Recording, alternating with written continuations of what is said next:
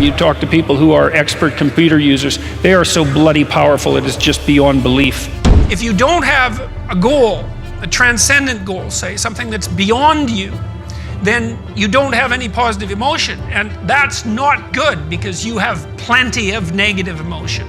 Before you can be a painter who can paint what's beyond mere memory, you have to inculcate that discipline skill, and a lot of that is painful repetition and hard grinding work. It's the sacrifice of the present for the future. But once you manage that, then things open up. Top 10, I got a top 10. Got my motivation high for my top 10. Gotta learn from the wise women and men. All my life, like 9 and 9. For my top 10, top 10, 9 and 9. This one's for my top 10. Need motivation? Watch a top 10 with #BelieveNation. Hey, it's Evan Carmichael, and this channel was created to help you overcome the #1 challenge that is holding you back, a lack of belief in yourself. You watch these videos because you know there's something more inside you too. You have Michael Jordan level talent at something. So get ready to value your time, structure your life, and treat yourself properly with Jordan Peterson and my take on his top 10 rules of success to give you the confidence, motivation, and belief that you need. Enjoy. Okay, let's kick it off with rule number 1. Keep up with innovations. I made a decision when the computers started to become omnipresent, and so that would have been about 1993, that I was going to spend a year, and that was the first year that I was teaching in Boston, pretty much doing nothing but figuring out how Intel 486s worked. And it meant there was a lot of other things that I had to put on hold, but I did become a competent computer user, and I'm pretty fast. But, you know, my son, it's just annoying as hell to watch him on the computer and on the phone and my graduate students as well, because they're so much faster than me that it's not even funny, and I'm not really accustomed to being slower than someone else in the room. And so, you know, if I had children now, the one thing I would bloody well make sure that they knew was how to use a computer, how to program, man. Because if you're smart and you can use a computer, you are so much smarter than you are if you're just smart that it's not even funny. You know, and you talk to people, you see this in Silicon Valley all the time, you talk to people who are expert computer users, they are so bloody powerful, it is just beyond belief. So, and that's going to do nothing but expand, right? Because Moore's law is not dead, and computers are doubling in power every 18 months, and who the hell knows where that's going to go. Rule number 2, value your time. I don't know what percentage of human effort is spent in counterproductive activity. You know, I'm not an absolute cynic about that, but I mean, when I talk to undergraduates, I ask them, you know, how much time do you waste every day by your own reckoning? And it's somewhere between 5 and 8 hours. You know, it's a lot of time. Well, I usually walk the students through an economic analysis of that. I said, well, you know, why don't you value your time at $50 an hour and calculate for yourself just exactly what you're doing to your future by your inability to discipline yourself. It's worth thinking through. In any case, people do waste a lot of time, and they also act counterproductively a lot of the time. Rule number 3, structure your life properly. The other thing you should do if you're not very industrious is discipline yourself. And so what do you do with that? Eat 3 times a day at regular meal times. That's a good thing to practice, because that starts to put some stability into your life. Get up at the same time. I would highly recommend all those young people out there who are listening, like, you want to get a jump on life, get the hell out of bed in the morning. You know, as I've got older, I've got up earlier and earlier. Now that's partly because you don't need as much sleep, but it's also partly because I've got more and more disciplined. Like, get up early in the morning and get your things done. Man, learn to get up at 6 in the morning and you'll be one deadly creature, especially if you can get to work. You'll have half your damn day done by the time other people haul their sorry asses out of bed. And so that's a massive, massive advantage. Look, Warren Farrell, not the comedian, Warren Farrell, the author, he outlined data in Why Men Earn More, which is a book I would recommend, by the way, showing that if you work 13% longer hours, you make 40% more money. It's nonlinear. So you think, why is that? Well, imagine you had 10 employees and one of them works an extra 10%. It's not much. Well, how often is that person going to be promoted, assuming you have a clue as a boss? It's like you're going to look at the 10 people and you're going to think, oh, that guy's always here like 45 minutes early. It's like, why don't we give him the promotion? Obviously, right? So these small edges that you can manage like that, work an extra 10% or extra 13%, have non-proportional payoffs. That's part of the Pareto distribution. So get your sleep cycle organized so you get up in the morning. Learn how to do it. No excuses. I'm too tired in the morning. I don't like mornings. Who cares? That's not relevant. It's like discipline yourself so you can manage it. Schedule your meals, because that's a good disciplinary routine. And then learn to use a calendar, like Google Calendar. Most of you, many of you out there, do not use a calendar. Okay, a calendar is not a prison, and it's not a tyrant. Not if you use it properly. A calendar keeps anxiety at bay. It makes sure that you do what you need to do, which is important because otherwise you fall behind. But if you use it properly, it also helps you plan what you want to do. So I could say, well, lay out your damn calendar and design the days you would like to have. That's what your calendar is for. So you can put in all sorts of things in there you want to do and that would be good for you. And that's a really good way to start being more industrious. Make a plan. You need a plan for 3 years. You need a plan for the next year. You need a plan for the next 6 months. You need a plan for the next 3 months. You need a plan for the week. You need a plan for the day. You need a plan for the hour. All of that. I make lists constantly of what I have to do. And they're like daily, weekly, monthly, yearly. Right now, I can't look out more than about 6 months, because my life is too complicated and chaotic. But you need a vision of who you could be, what character you could have. 3 to 5 years out, you can't go much farther than that because life is too unpredictable, I think, to make vision that's longer term than that subject to, there's too much chance associated with it to spend a lot of time on. Maybe you can stretch it to 5 years, and in rare cases, you can have a 10-year goal, but it has to be pretty low resolution. But you want plans at all those levels of resolution. You want to write the things down. And because what are you going to do? You're going to stumble around and get what you need? You're going to stumble around and be useful to other people? And it's useful to be useful to other people, They want to work with you then. They want to do things with you. They want to have you around. They trust you. They open up opportunities for you. And if you stumble around like you're blind, you're not going to get anywhere. And then you're going to suffer. And then you're going to be bitter. And then you're going to be cruel. So that's hell. That's a bad outcome. Rule number 4, be prepared to make sacrifices. Before you can be a painter who can paint what's beyond mere memory, you have to inculcate that discipline skill, and a lot of that is painful repetition and hard grinding work. It's the sacrifice of the present for the future. But once you manage that, then things open up. And virtually everything you learn of value is like that's very, very, very difficult to learn to write. And there's arbitrary rules that you have to follow and bind yourself to.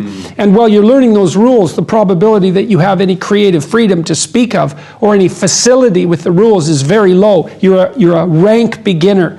And even to some degree, whatever creativity you have is going to have to be stifled while you're passing through that keyhole. But if you pass through it, then something massive opens up on the other side. And it is definitely the case that disciplinary institutions, universities, are exactly that, is they're places of guidance, and they're places to encourage people to develop the discipline that's necessary to see beyond the discipline. I mean, that's why we have disciplines, right? I mean, the words aren't there by accident. You have to narrow yourself first, and then you can broaden outward. And so that's part of the process of maturation. That's part of the sacrifice of childhood. Say, in childhood, you're nothing but potential, but it's not realized and you don't know how to realize it. And so then the question is, well, how do you get to a point where you realize the potential? And the answer is, you sacrifice almost all of it to a single direction. This is Nietzsche's commentary on the Catholic Church. He's a great admirer of the Catholic Church, despite the fact that he was also a radical critic of Christianity. Said the thing about the Catholic Church is that it forced everything to be interpreted within a single explanatory framework. And that was a discipline. And once that discipline was established, then the disciplined mind could explode in every direction, which is precisely what happened. And so, and that's the thing about growing up, is that when you're a teenager and a young adult, you have to sacrifice everything you could have been as a child to be the one thing that you're aiming at. But then that opens up, and the universities are part and parcel of that process. And you need the guidance, because the library is too large to wander through it unaided. Also, if you want to have more confidence, check out my 254 series. It's free. The link to join is in the description below. If you're going to speak effectively, you have to know way more than you're talking about. Rule number 5, have transcendent goals. If you don't have a goal, a transcendent goal, say, something that's beyond you, then you don't have any positive emotion. And that's not good, because you have plenty of negative emotion. And that's the problem with fundamental claims of meaninglessness too in life, that it's the philosophical error that's made by nihilists, let's say, who say, well, life is meaningless. It's like, well, if you're a nihilist, genuinely, you've lost all hope. Your life isn't meaningless, it's just unbearably miserable. And that's a form of meaning. That suffering is a form of meaning. And you can try to argue yourself out of that with your nihilistic rationalizations, but that is not going to work. You need a transcendent goal in order to withstand the slings and arrows of outrageous fortune. Rule number 6, treat yourself properly. One of the things that distinguishes my work, say, from the work of someone like Ayn Rand, is that I make the case continually that there's no such thing as atomized individuality. And so, for example, if you're going to treat yourself properly, which you should, you have to treat yourself as an iterated process across time properly. So you today, you tomorrow, you next week, you next month, you when you're old. You're already a community if you're going to treat yourself properly. And if you treat yourself properly, you're going to take into account your family, and you're also going to take into account your community, all simultaneously. But the right place to start is with the things that are within your local control, and there's some humility in that. It certainly has nothing to do with instantaneous self-gratification or selfishness. Rule number 7, discover your values. Values aren't created, they're discovered. And they're discovered through a consultation with the parts of yourself that you're not conscious of, that you're not fully conscious of, that aren't fully articulated elements of your primary personality. You have to discover what your values are. And you're informed about that, well, partly by other people who will object if your values aren't appropriate, but certainly by a dialogue with yourself and with your conscience. That's a very important thing to know. It's part of the reason why I think that you need to tell the truth, because you're forced to negotiate with yourself to operate properly in the world. And if you've warped yourself, let's say, or some elements of yourself by engaging in self-deception and lies, and you're not now, because of that, you're not who you could be, and you don't live in the world as you should live in it, then when you discuss with yourself what your value should be, it will be as if you're discussing it with someone that you can't trust. And that's not good. Like, you can't afford that. Life is difficult and it contains many pitfalls. And unless you're careful and you sort yourself out properly and you aim high and walk on the straight and narrow path, you don't have a hope of understanding where you should be and at what time when the crisis hits. And the crisis will hit. Rule number 8, develop wisdom. When I was a teenager, I did, God, if I had to write a book about the stupid things I did when I was a teenager, it'd be a very thick book. And it'd be a worse book if there were photographs accompanying it. But I had this advantage that young people today don't have, which was, well, when my day of stupidity was over, I could go home and it was not there. Like, it wasn't on Twitter, it wasn't on Facebook. There wasn't 20 of my friends communicating to me about, what foolish thing I did at the party the night before. And young people now, they're just followed by paparazzi, essentially, constantly. And I've watched that with the young teenage daughters of many of my friends, because my kids were a little too old for that to actually have happened to them. But God, it's miserable. And we know that there is some relationship between the amount of time people use Facebook, for example, and their mental health, which means the more they use Facebook, the more depressed they are. And it might be that the depression is driving the Facebook use, but the causal pathway seems to be the other way around, which is, it's just playing that unbelievably exposed social game. That's hard on people. And these aren't trivial technologies, I mean, they're transforming the way we communicate with one another, and they're completely uncontrolled experiments. We have no idea what the medium or long-term consequences are going to be. And we'll never find out either, because, of course, the communication landscape changes so quickly that by the time you get adapted to one communication technology, another one has come along that's even more confusing that you now have to master. And so, that's why it's necessary for everyone to develop their own modicum of wisdom, I believe, because I don't know how else we're going to be able to deal with this technological transformation that's going to is already coming across us like a tidal wave. And you ain't seen nothing yet. The people in Silicon Valley have plans that make you think that the whole place should probably be bombed just for the safety of the rest of us, because there's tremendous danger in that rapid acceleration of machine intelligence, and we have absolutely no idea where that's headed. So, and maybe it'll be great. It's possible that it'll be great, but power cuts both ways. So hopefully we can control it with our wisdom, and that's pretty much up to each of you to put your lives together so you can make good decisions. Rule number 9, practice radical humility. You can learn to kind of watch yourself like you're watching a stranger, but you have to adopt a position. It's a position of radical humility, I would say. Both humility in two senses. So one sense would be the humility of recognizing your ignorance. So you have to understand that you don't know who you are. And that's not easy to understand because you think you know. But then, you remember you can't control yourself very well. You're not very disciplined. You're full of flaws. Maybe you don't know yourself as well as you think.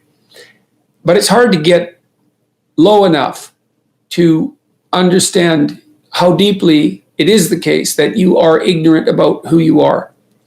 Now, there's an upside to that too, which also is that you're also ignorant about who you could be. And so the discovery of that, is some reward for the horror of determining who you actually are. And rule number 10, the last one before a very special bonus clip, is be fair. People can tolerate inequality, so to speak, or even revel in it, let's say, if they believe that the unequal outcome is deserved. I mean, look at how people respond to sports heroes.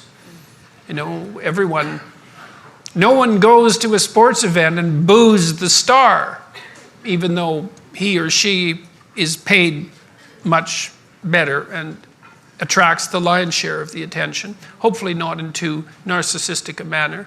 People can celebrate success, but they do have to believe that the game is fair, and the game needs to be fair, because otherwise the hierarchy becomes tyrannical.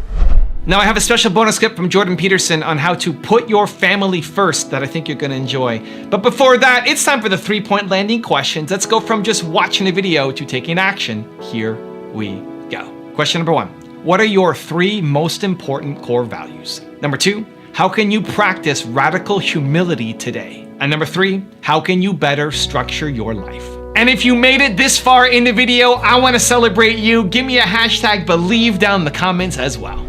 There's not that many things in your life that are of central importance.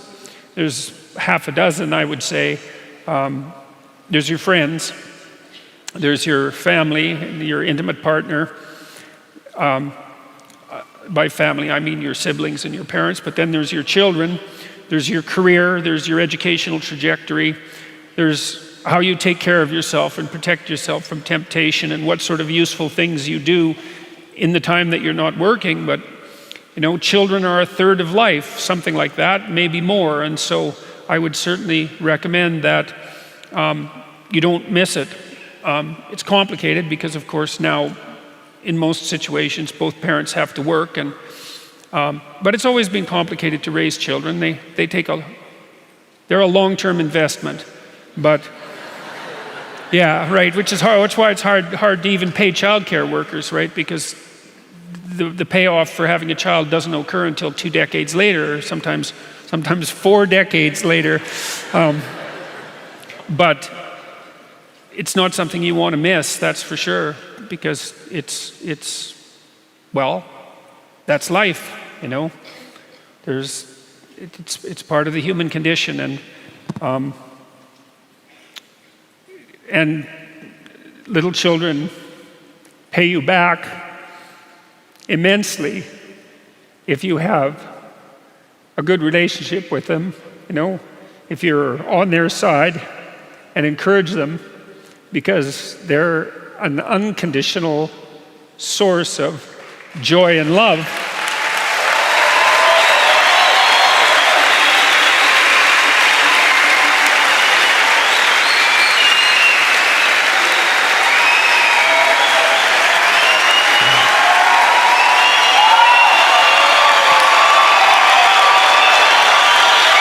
Powerful.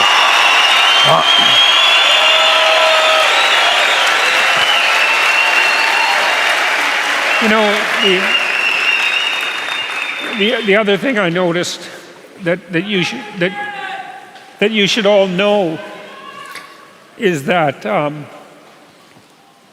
as you get older, your family, the family you've produced, becomes more and more important.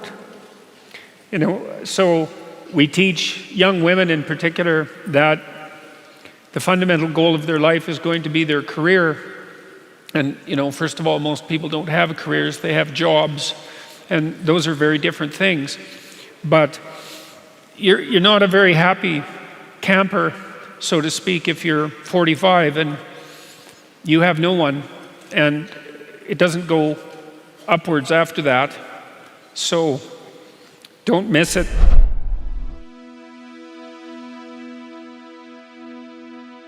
If you want 10 more rules from Tony Robbins, check out the video right there next to me. I think you'll enjoy it. Continue to believe, and I'll see you there.